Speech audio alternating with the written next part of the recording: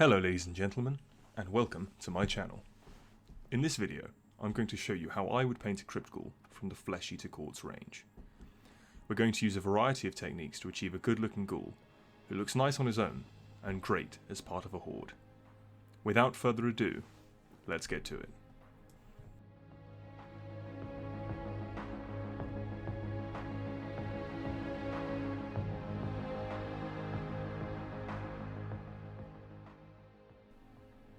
Starting from a Corax white undercoat, we'll be base coating all the skin in pallid wych flesh.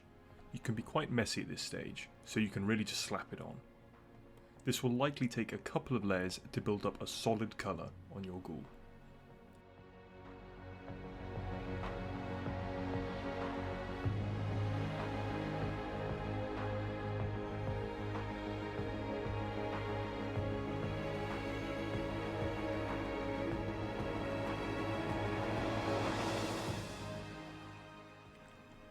We'll then be following this with an all-over wash of agrax earthshade and lahmian medium, about a 50-50 mix.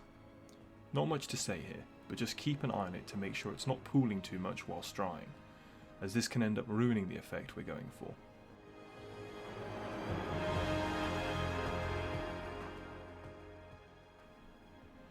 Now that the wash is dried, we're going to give the model a dry brushing of pallid wych flesh. Personally, I like to use a large wash brush for this step, as I find the softer bristles build up the colour more softly and lends itself better to smoother textures like skin or cloth.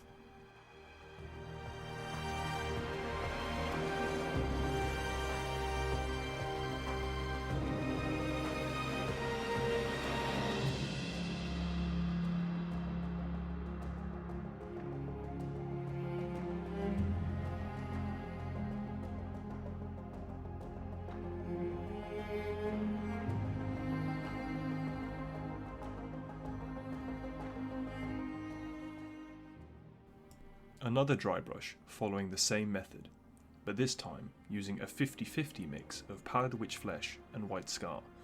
We're focusing this more on the raised areas of the model, like the hands, face and upper body.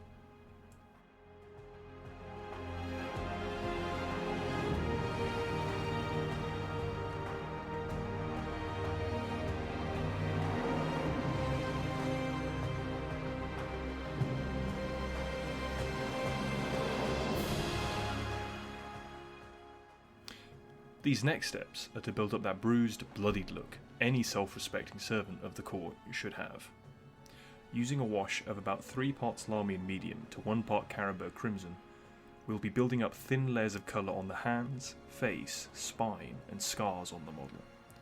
We want to glaze this on more so than wash it, so make sure you don't apply it too thickly.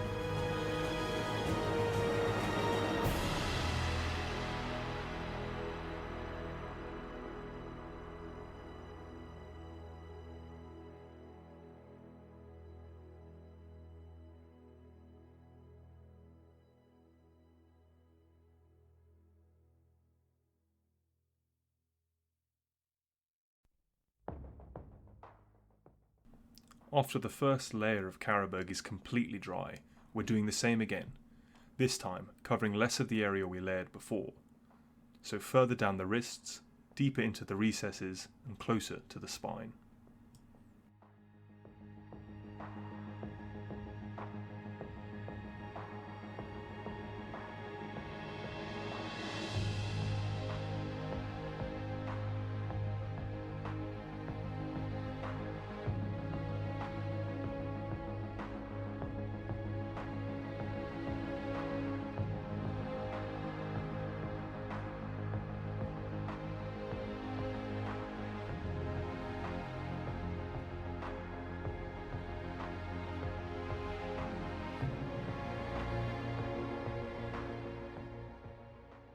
This is the final layer of the glaze, so really only the darkest part should be getting this. The hands, scars, and eyes in particular should be picked out with this final glaze to really push those shadows as far as possible.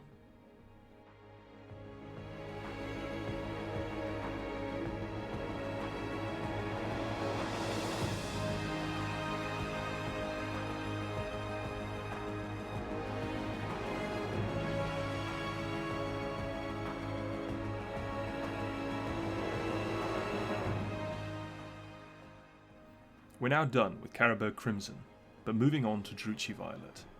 To push that bruised look even further, we're using a 50-50 wash of Druchii Violet and Lahmian Medium to shade the furrows on the hands, face and scars, really trying to darken down some of those shadows.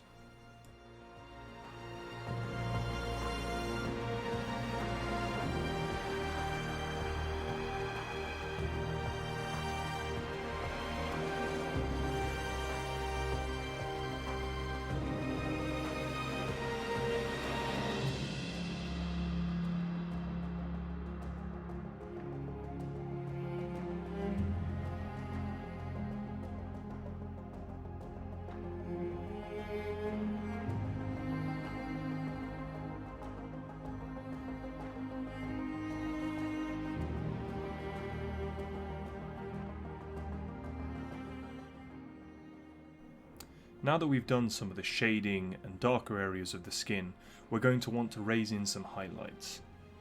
These are going to be focused on the knuckles, brow, and some ridges on the bottom lip, the ears, and also the scars.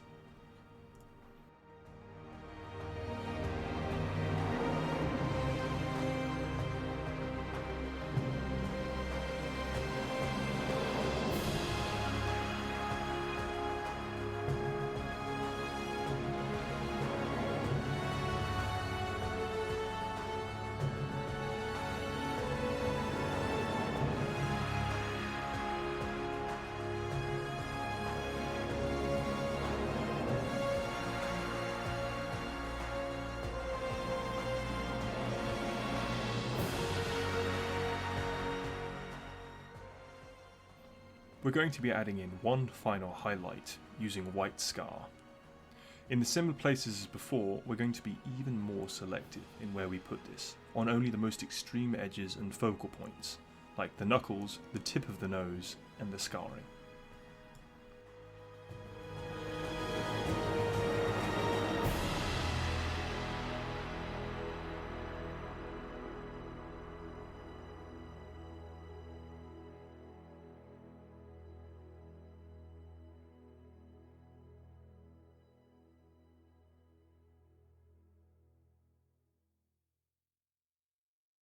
The skin, and so the largest part of the model, is now done, and we're moving on to base coating the remaining details of the model, starting with the hair, using rhinox hide.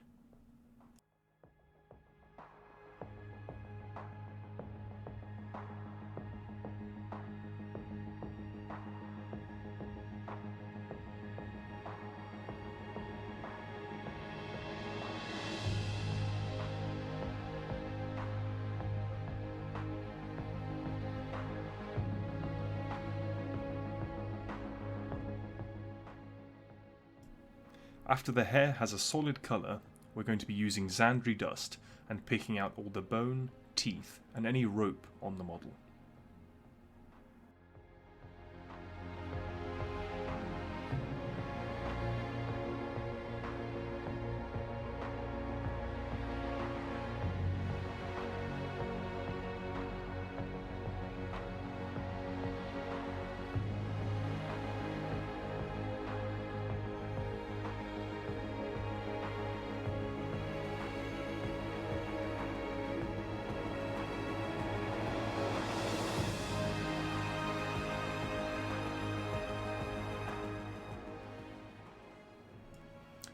This is then followed up with a layer of ushabti bone, using a couple of thin coats to keep the finish smooth and build up a strong colour.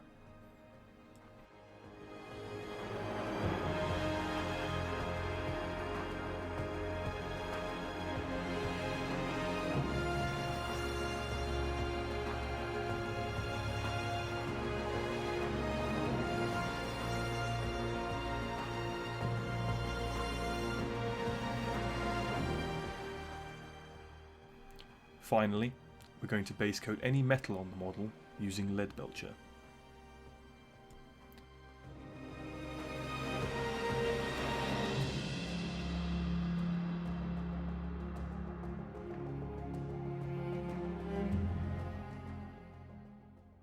All of the areas we've just base coated are now going to get a wash of agrax earthshade, making sure that we don't get any of this on the skin.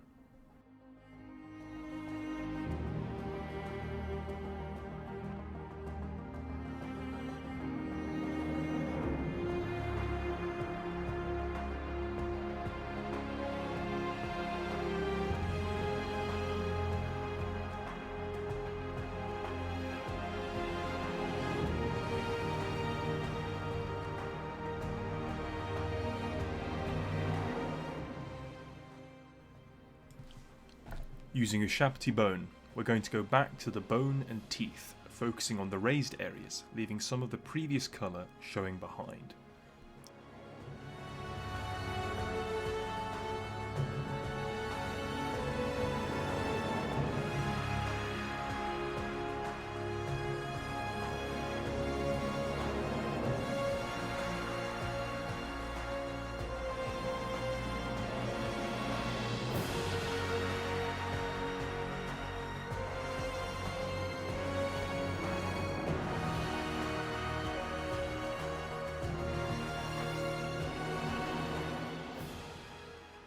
For the hair, we're now going to be picking out the edges in gorthor brown.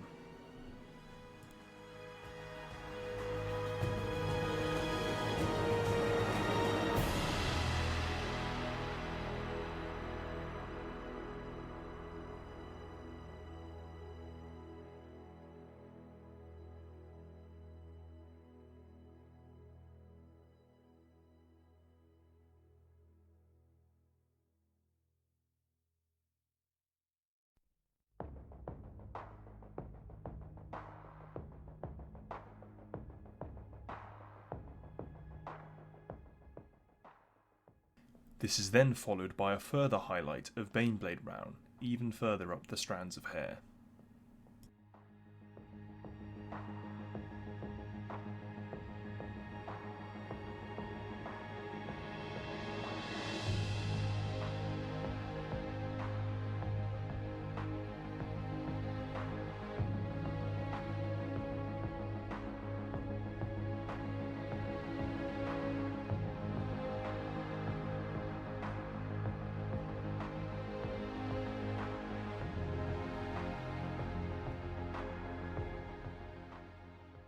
We're now going to be using watered down doombull brown to add some weathering and oxidation to any metal on the model. Lightly glaze this on quite randomly to give the impression of rust and aging on the metal.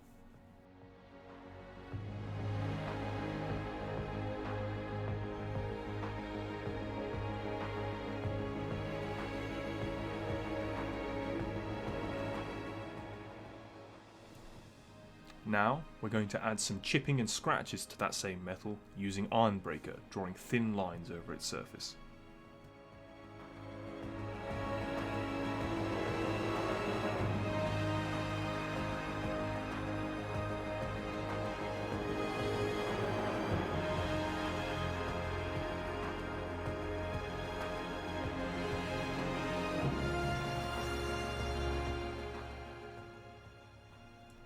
At this stage, the model is very nearly done, and I'm going to now varnish, base, and bloody up the ghoul.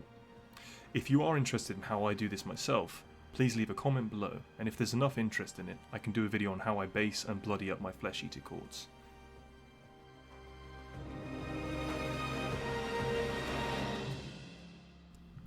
Now that that's done, we can move on to the final step, the eyes.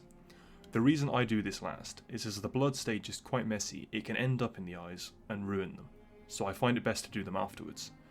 We'll be picking out the eyes in abaddon black to start with.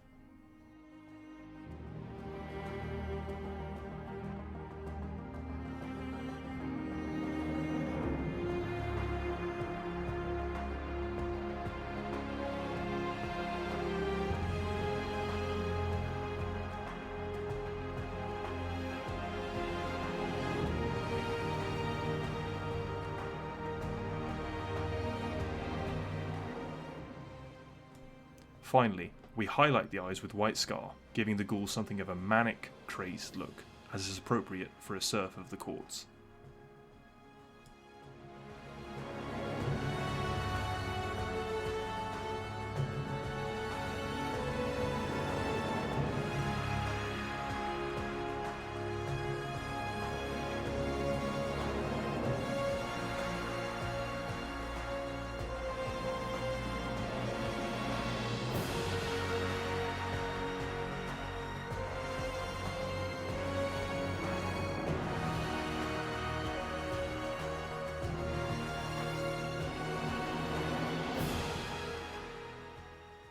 And there you have it, an emaciated, ravenous ghoul, or an honourable, stalwart serf of the court, depending on your perspective, of course. I hope you found this video helpful, and if you have any things you'd like to see in the future, any questions or ideas of things I could improve on, please let me know down in the comments below. Thanks for watching, and I look forward to seeing you next time.